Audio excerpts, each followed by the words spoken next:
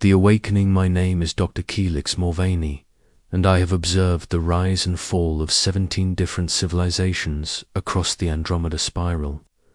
At 300 years old, I am considered young by Valerian standards, yet old enough to have witnessed events that would shake the very foundations of our understanding about life in the universe. Nothing, however, could have prepared me for what I witnessed on that small blue world the humans call Earth. The Valerian Council had assigned me to monitor Earth as part of our standard pre-contact evaluation protocol for the past 50 years. I had watched this species with growing fascination. Humans were remarkable in their diversity, their creativity, and their stubborn refusal to accept limitations. While other species had taken millennia to achieve spaceflight, humans had gone from discovering fire to landing on their moon in mere thousands of years. Their technological growth was exponential, almost reckless in its speed. My observation post was a cloaked research vessel stationed beyond their outermost planet, Neptune. Our ship, the Luminous Dawn, was equipped with the most advanced scanning technology the Valerian Consortium could provide. We could monitor every electromagnetic pulse, every quantum fluctuation, every biological signature on the planet below. Or so we thought. The first signs of something extraordinary began 3 months before the event that would change everything. Our sensors detected unusual energy readings emanating from the Balkan Peninsula, specifically around the city of Sarajevo. The readings were unlike anything we had encountered before. They resembled the theoretical signatures of what ancient texts called Aether, the fundamental force that supposedly connected all things in the universe. Most modern scientists dismissed Aether as primitive superstition. The Valerians had evolved beyond such concepts millions of years ago. The Draconians, with their warrior culture, had never given it serious thought. Even the mystical Nahari considered it more legend than reality. Yet here were readings that suggested otherwise. Dr. Sarah Martinez, my human counterpart who didn't know she was being observed, published a paper 3 days before the incident. Her work detailed quantum experiments that seemed to tap into what she called zero-point energy fields. The mathematics were brilliant, the conclusions revolutionary. She had unknowingly described how to access the ether itself. The Sarajevo event occurred on a Tuesday morning, Earth time. I was reviewing cultural integration reports when every alarm on our ship began screaming simultaneously. The sensor array overloaded instantly. Our psionic crew members collapsed, clutching their heads in agony. The ship's artificial intelligence began speaking in languages that didn't exist. Through the chaos, I managed to focus our emergency sensors on Earth. What I saw defied every law of physics we understood. A massive pillar of pure energy was rising from the Balkan Peninsula, stretching from the planet's surface into the upper atmosphere. The energy wasn't destructive in the traditional sense. Instead, it seemed to be rewriting reality at the quantum level. The pillar pulsed with colors that had no names. It sang with harmonies that touched the soul directly, bypassing the ears. Entirely, space itself seemed to bend around it, creating gravitational anomalies that affected satellites across the Earth's orbit. Our navigation systems failed completely, as if the fundamental constants of the universe had suddenly become variables. For 6 hours, the pillar remained stable while we scrambled to understand what was happening. Then, as suddenly as it had appeared, it collapsed back into itself. The energy didn't dissipate. It was absorbed into the planet itself, into the people who had been closest to the initial event. When our sensors came back online, we detected approximately 200 individuals with energy signatures unlike anything in our databases. These humans weren't just exhibiting psychic abilities or enhanced physical capabilities. They were manipulating the fundamental forces of reality with the ease of children playing with toys. The first of these transformed humans to make contact was a man named Marcus Chen. He had been an aerospace engineer working on experimental propulsion systems in Belgrade when the event occurred. Now he could fold space-time with his thoughts. Marcus appeared on our ship without warning, materializing in our observation deck as if he had simply stepped through a door. Security protocols meant nothing to him. Energy shields were irrelevant. He existed partially outside normal space, making him effectively untouchable by conventional means. "Greetings," he said in perfect Valerian, though he had never encountered our language before. "I believe we need to talk." Captain Zira, our Nehari commander, was the first to recover from the shock. Nehari were naturally empathic, able to sense the emotional states and intentions of other beings. Her reaction to Marcus was one of profound unease.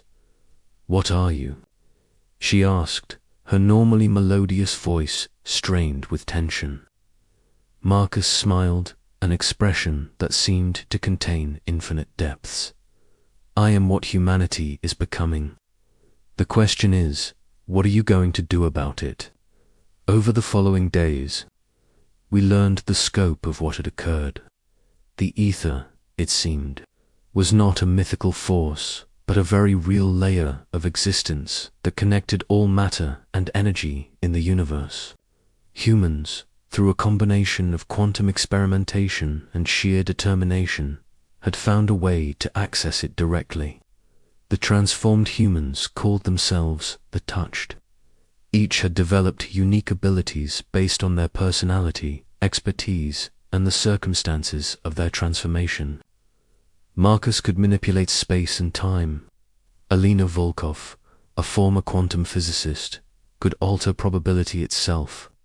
Dmitry Petrov, a psychologist, could read and influence thoughts across vast distances. But it wasn't just their individual powers that concerned us. The Touched seemed to share a collective consciousness when they chose to activate it.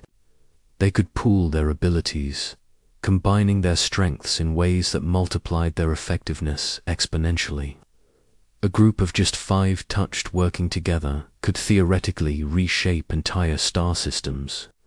The implications were staggering. Every major galactic civilization had spent millennia developing technology to achieve what these humans could now do instinctively. The Draconian Empire's planet-killing weapons were useless against beings who could simply redirect their energy. Elsewhere, the Crystalline Collective's massive computational networks were primitive compared to minds that could process information at the quantum level. Ambassador Thane of the Draconian Military Council arrived within days of our initial report. Draconians were 7-foot-tall, reptilian humanoids who had built their empire through conquest and superior firepower. Thane was typical of his species, proud, aggressive, and absolutely convinced of Draconian superiority. His first meeting with Marcus did not go well.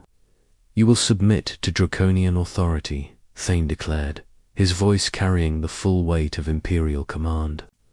"Your species will be integrated into our empire, and these aberrant abilities will be regulated for the good of galactic order." Marcus regarded the towering alien with mild amusement. "Ambassador, I appreciate your directness, but I'm afraid that's not going to happen." Thane's response was predictable. He activated his personal combat armor and drew his plasma rifle, a weapon capable of melting through starship hulls. The energy beam that lanced toward Marcus should have vaporized him instantly. Instead, Marcus caught the beam in his bare hand, compressed it into a sphere of pure light, and gently tossed it back to Thane. The ambassador's armor absorbed the returned energy harmlessly, but the message was clear. Human power was beyond anything the galaxy had seen before. "We're not interested in conquest," Marcus explained patiently. "We're not interested in domination. We're interested in growth, in exploration, in understanding. But we will not be controlled." The standoff continued for hours. More touched arrived to support Marcus, their combined presence causing reality to fluctuate around them. The walls of our ship began to shimmer with impossible geometries. Time flowed differently in their vicinity, creating pockets where minutes passed like hours, and others where entire conversations occurred in the space between heartbeats. It was Alina Volkov who finally broke the tension. She stepped forward, her dark hair now streaked with veins of silver light that pulsed with her heartbeat. "Ambassador Thane," she said, her voice carrying harmonics that seemed to resonate with the quantum foam itself. "What if we offered partnership instead of submission?" The proposal was radical. In all of galactic history, no species had been offered equal status without first proving themselves through centuries of gradual integration. The idea that a species could jump from pre-contact to major power status was unprecedented. But the humans had done more than prove their capability. They had demonstrated restraint.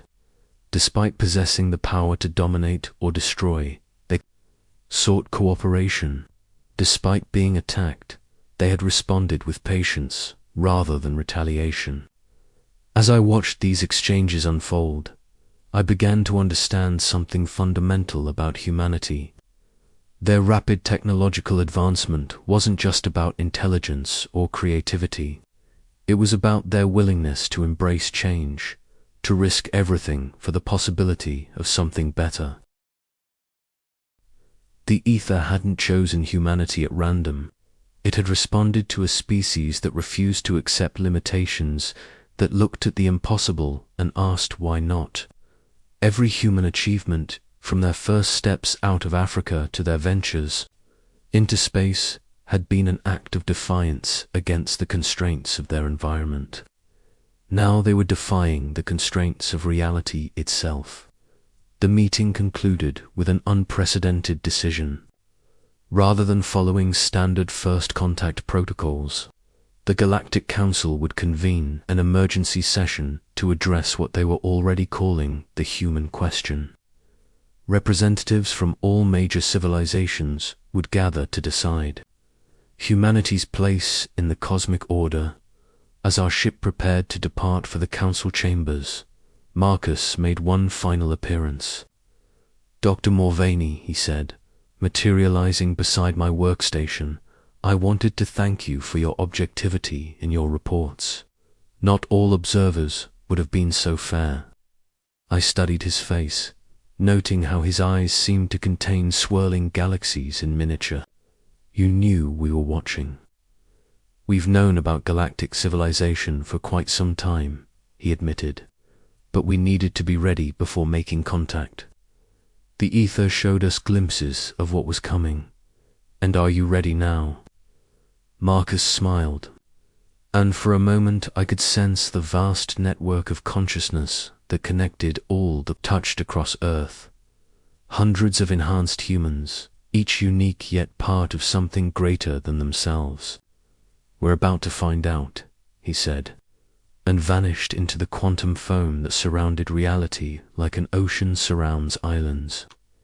As the luminous dawn entered hyperspace, heading toward the council chambers at the galaxy's heart, I couldn't shake the feeling that we were all about to witness the birth of a new age. Humanity had touched the Aether and been transformed by it. The question now was whether the rest of the galaxy was ready to be transformed by humanity. The reckoning, the Galactic Council chambers, existed in a pocket dimension specifically created. 2 house representatives from civilizations whose very presence would be incompatible with normal space. The massive amphitheater could accommodate beings of pure energy, crystalline hive minds, and gas-based collectives, all in the same space through careful manipulation of local physics. I had been to the chambers many times before, but never for an emergency session of this magnitude. Every major civilization had sent their highest-ranking officials. The crystalline collective manifested as a pillar of living diamond that sang with harmonic frequencies.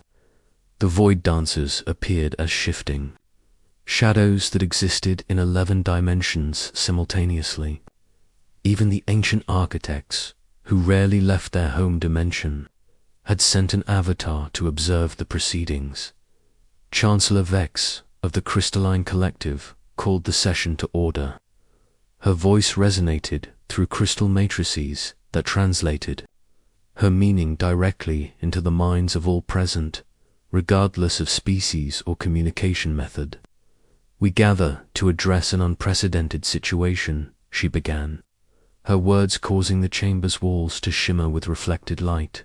"The species known as humans have achieved what we believed impossible: direct manipulation of the ether itself. The question before us is simple: what do we do about it?" Ambassador Thane was the first to speak, his massive form casting shadows across the chamber floor. Despite his encounter with Marcus, his pride remained unbroken. "The humans represent a clear threat to galactic stability," he declared, his voice carrying the authority of 1,000 conquered worlds. "They have gained power without wisdom, strength without discipline.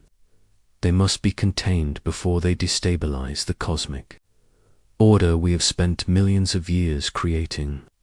Murmurs of agreement rippled through sections of the assembly. The hegemony of steel, a collective of machine intelligences, projected data streams showing potential chaos scenarios.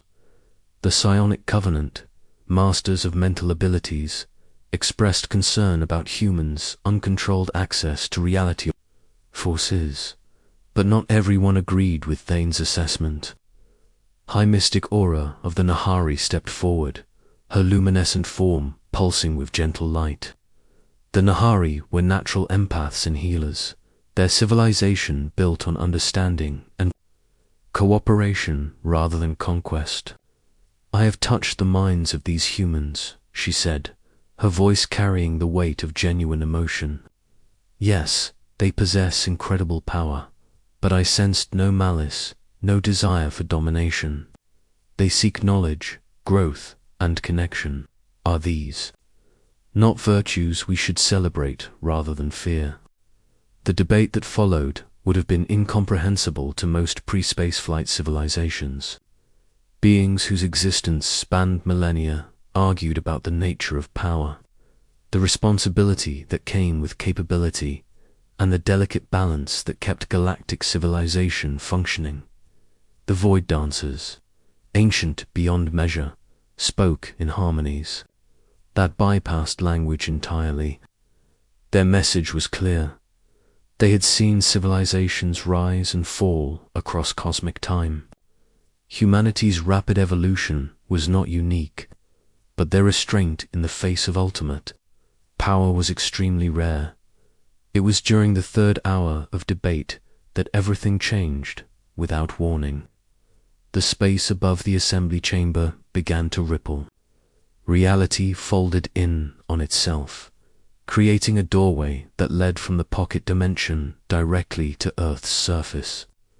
Through the opening stepped not just Marcus and Elena, but 12 other touched humans. The effect on the assembly was immediate and profound. Several civilizations' representatives activated defensive measures. Energy shields flared to life. Psionic barriers snapped into place. Weapons systems that existed in folded space deployed and targeted the human delegation. Marcus raised his hand, and every weapon in the chamber simply stopped working. Not destroyed, not disabled, they simply ceased to have any effect on reality itself. It was as if the concept of violence had been temporarily removed from local space-time. Forgive the intrusion, Marcus said, his voice somehow reaching every being present despite the various atmospheric and dimensional barriers. But we felt it was time to speak for ourselves rather than be spoken about. Chancellor Vex's crystalline form resonated with what might have been surprise. How did you find this location? The coordinates exist only in quantum encryption. Alina stepped forward, probability fields swirling around her like visible mathematics. When you can perceive the fundamental connections between all things, hidden locations become somewhat irrelevant. The revelation sent shockwaves through the assembly.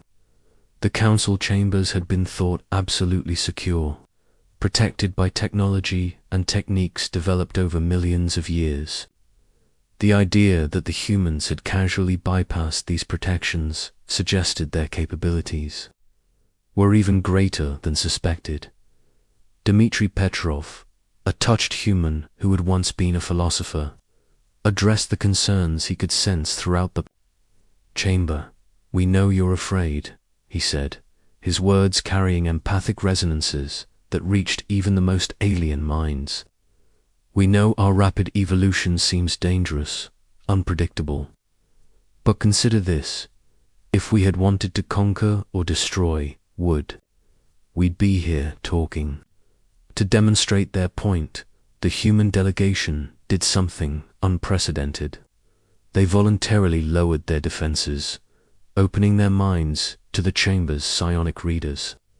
Every thought, every intention, every secret motivation became accessible to any being capable of mental contact. What the assembly found was not what they expected. Instead of conquest-focused humans drunk on new power, they encountered minds filled with wonder, curiosity, and an almost childlike excitement about the universe around them. The humans weren't thinking about domination or control. They were thinking about exploration, about learning, about finding their place in the cosmic community. But there was something else in their minds, a vast network of consciousness that connected, not just that touched, but seemingly every human on Earth. The entire species had been subtly affected by the Aether event. While only a few hundred had gained obvious abilities, all of humanity now shared a deeper connection to reality itself. High Mystic Aura gasped audibly as she processed what she was sensing. "They're not just individuals," she whispered, "they're becoming something new entirely. A collective consciousness that maintains individual identity. They're evolving beyond anything we've encountered." The implications were staggering. Humanity wasn't just gaining power, they were becoming a new form of life entirely. The touched were just the visible tip of a transformation that was affecting their entire species. Ambassador Thane, despite his earlier hostility, seemed genuinely shaken. "If this continues, if all humans develop these abilities, then you'll have a species capable of reshaping reality on a cosmic scale," Marcus finished. "Yes, that's exactly what's happening." The chamber fell silent as the full scope of humanity's transformation became clear. This wasn't just about a few enhanced individuals. The entire human species was in the process of evolving into something that had never existed before. A collective consciousness with reality-altering capabilities that maintained individual creativity and initiative. It was Alina who finally broke the silence with a proposal that would echo through galactic history. "We don't want to rule the galaxy," she said simply. "We want to explore it, to understand it, to help it grow. But we also won't be controlled or contained. So we propose something new, true partnership. Not the gradual integration you've used with other species, but immediate recognition as equals." The proposal was audacious beyond anything the Council had ever considered. But before anyone could respond, one of the other touched humans, a young Woman named Sarah Kim, who had been a Baptist before her transformation, stepped forward. "Let us show you what we mean," she said. What happened next would be remembered as the most beautiful display of power in galactic history. Sarah reached into the quantum foam and began to sculpt reality itself. Not violently, not destructively, but with the delicate touch of a master artist working with living clay. The pocket dimension around the council chambers began to bloom with impossible colors. Stars were born in miniature, living only long enough to paint aurora patterns across the artificial sky before gracefully dying and being reborn as something even more beautiful. Music that had never existed before filled the space. Not sound waves, but direct manipulation of the harmonic frequencies that underlay reality itself. Other touched, joined the display, each adding their unique abilities to create something that transcended art and entered the realm of pure creation. They showed the assembly visions of possible futures, galaxies where different species worked together to build wonders that spanned dimensions, civilizations that had moved beyond scarcity and conflict to explore the deepest mysteries of existence. But they also showed restraint, even as they demonstrated the ability to rewrite the fundamental laws of physics. They carefully maintained the stability of everything around them. They could have destroyed the council chambers, could have forced the assembly to submit through sheer power. Instead, they created beauty and offered hope. The display lasted only minutes, but its impact was eternal. When the colors faded and the impossible music fell silent, the chamber remained forever changed. The very atoms of the pocket dimension now sang with harmonies that hadn't existed before the humans' arrival. Chancellor Bex's crystalline form pulsed with patterns that indicated deep contemplation. In 3 million years of existence, my people have never seen anything like this. You could have demanded submission, but you offer partnership. You could have threatened us with your power, but you create beauty instead. The debate that followed was brief. How do you argue against beings who have demonstrated both ultimate power and ultimate restraint? How do you deny equality to a species that could take it by force, but chooses to ask politely instead? The vote was not unanimous. Several civilizations abstained, uncertain how to process what they had witnessed. But the majority decision was clear. Humanity would be granted immediate full membership in the Galactic Council, with all the rights and responsibilities that entailed as the session concluded and representatives began to disperse back to their homeworlds. I found myself speaking with Marcus one final time. "This is just the beginning, isn't it?"